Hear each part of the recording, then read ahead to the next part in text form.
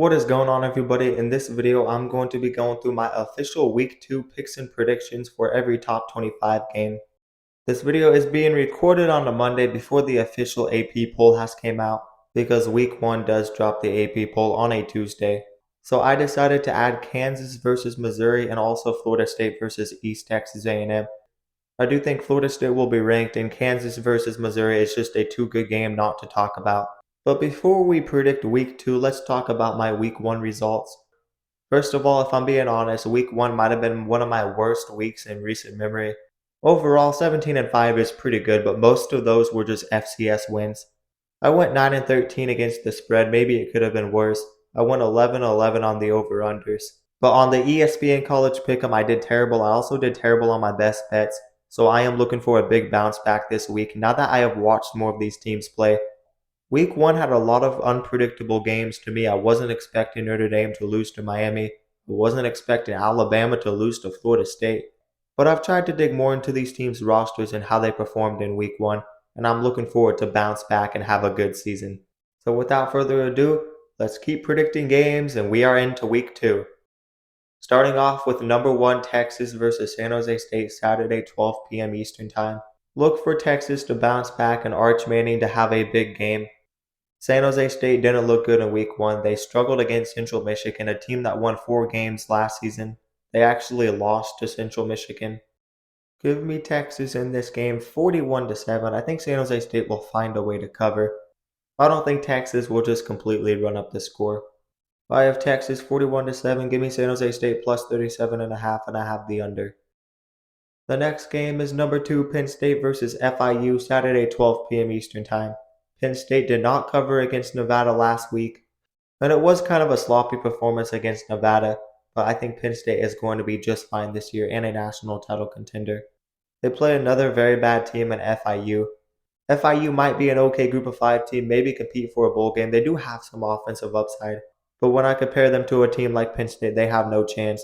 Nevada showed some good things on offense last week, and Chubba Purdy looks like a guy at quarterback. FIU will need to get production from their offense, but I just don't see them doing much against Penn State. Give me Penn State 52-7. I think they find a way to cover this week, and I have the over. The next game is Duke versus number 12 Illinois. This game will be played Saturday 12 p.m. Eastern Time. Duke got off to a slow start against Elon, but the offense looks very good with Darian Mensah at the helm. They turned it up in the second half. Darian Mensah went off, and he was super efficient. If Mensah plays lights out, he has a shot to upset Illinois. I do have questions with the Duke defense, though, and how they will reload. I think Illinois will be able to run the ball and control the line of scrimmage in this game. They're a good defensive team with a very good secondary, and I think Duke has some questions on defense. I like Illinois, the number 12 team, to go on the road and beat Duke 31-21, covering the -2, and I have the over. The next game is number 16 SMU versus Baylor Saturday 12 p.m. Eastern Time. I went back and forth on this game. This is a toss-up to me. I could see Baylor bouncing back and getting a win. I think they have great offensive upside and can keep up in a shootout with this SMU team. They did manage to force turnovers, and that might help them beat this Baylor team in week 2. This should be a quarterback showdown with Robertson and Jennings.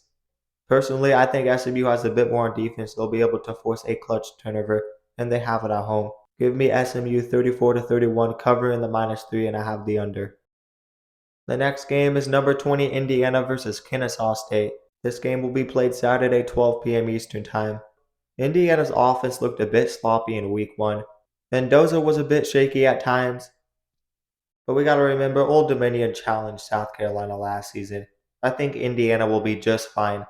They should be able to bounce back and get a big win over Kennesaw State. Kennesaw State really struggled on offense in week 1. I don't expect them to score much against this Indiana defense with a lot returning. Give me Indiana 42-6. I think Kennesaw State will barely cover the plus 36.5, and I have the under 51.5. The next game is number 22 Iowa State versus Iowa. This game will be played Saturday 12 p.m. Eastern Time.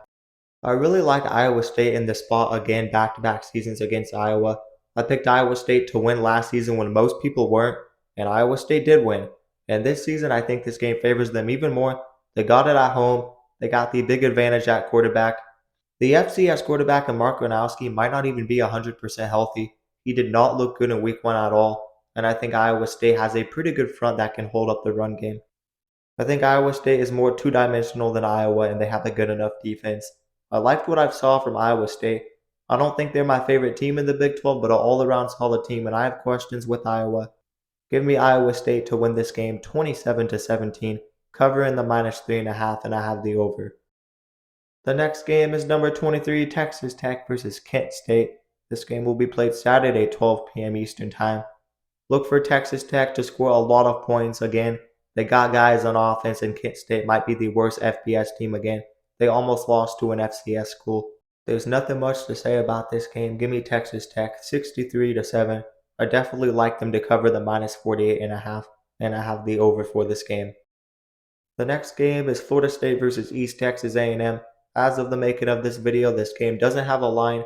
Nothing much to say about this game. East Texas A&M did show some good things against SMU, but I just think SMU didn't play their A game. I think Gus Malzahn is going to cook with this Florida State offense, and Castellanos is a good quarterback under that Malzahn system. Give me Florida State 52-7. The next game is number 19, Texas A&M versus Utah State. Texas A&M looked a bit shaky in week 1, but we should expect that playing against a pretty good UTSA team with returning production and good offensive talent. I'm really not surprised Texas A&M has questions in the secondary, but I think the defense will show up more in this game against Utah State. I think they'll fix some of the issues from last week and play an even better game. Give me Texas A&M 45-13, managing to cover the -30.5, and I have the over. The next game doesn't have a line. It's number 3 Ohio State versus Grambling.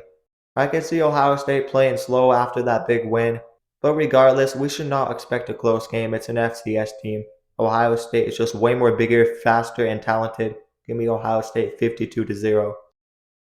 The next game is number 4 Clemson versus Troy. This game will be played Saturday, 3:30 p.m. Eastern Time. We saw how Clemson bounced back last season after they lost to Georgia. I kind of expect the same story. Clemson doesn't need a run game to run up the score in this game. They have a great passing attack. I think Kate Klubnik bounces back. They will be fueled, and Troy is just not a great football team like they were a couple of years ago. Clemson will blow off some steam. Give me Clemson 63-7. I like them to cover the -33.5, and I have the over. The next game is number 5 Georgia versus Austin Peay. Austin Peay is looking like a solid FCS team with a good win over Middle Tennessee State in week 1. I think Georgia will control and manage this game pretty easily though. Give me your average Georgia score 48-6. They probably won't cover when the spread comes out. There's no line on the game right now, but I have Georgia 48-6. The next game is number 7 Oregon versus Oklahoma State. I do not love Oklahoma State's chances in this game. Oregon will run up the score in this game. It's early season. Oregon has a lot of talent. They are fresh and they are ready to go, and they blow out these types of teams. Oklahoma State scored 27 points against an FCS team last week. I love Oregon in this spot to blow out Oklahoma State 45-10, covering the -28.5, and I have the under. The next game is Kentucky versus number 21 Ole Miss, Saturday 3:30 p.m. Eastern Time. I expect this to be a more lower scoring game, but a different outcome this year. I liked what I saw from Ole Miss in week 1. They look a lot more ready for this game. I think Austin Simmons will be ready for this road test. And Kentucky looked shaky at times in week 1. Regardless, they did beat Toledo. But Calzada might just not be the guy at quarterback. We'll see how Kentucky is able to run the ball. I could see this game being close for 2 or 3 quarters. They might be able to run the clock. But I think Ole Miss comes away with a win 27-16, managing to cover the 9.5, and I love the under 52.5 for this game. The next game is number 24 Tennessee versus ETSU. Expect for Tennessee's offense to keep rolling, at least until they play a good competitor on defense. ETSU will be an easy opponent for them. Give me Tennessee 62-10. I don't know if any of these teams will be ranked this week, but I am adding this game because I had to take off Boise State. They aren't going to be ranked, I know that. And I also took off Kansas State and added Florida State. But I'm not leaving off Missouri versus Kansas. I had the opportunity to add this game on here, even though it's not technically a top 25 game as of the making of this video. I recently made a video talking about Kansas and why I think they are dangerous this year. I think they have the tools necessary to compete for a Big 12 title. I loved what I saw from the transfers, and Jalen Daniels, when fully healthy, is easily a top 10 quarterback. The dude has incredible footwork. I think Lance Leipold is built for this spot. They're going to be looking for revenge. They lost to Illinois last season in that big game, but this year is going to be a different story. I think they upset Missouri on the road. Give me Kansas 31-24, covering the +6.5, and I have the over. The next game is number 15 Florida versus South Florida, Saturday 4:15 p.m. Eastern Time. I know there's a lot of hype on South Florida. Some people might be taking the South Florida points, but honestly, I would back off of that. Florida is still a way more talented team. And South Florida, despite beating Boise State 31-7, it could have been much closer than that. Boise State just couldn't convert when it mattered, and South Florida scored off of trick plays and turnovers.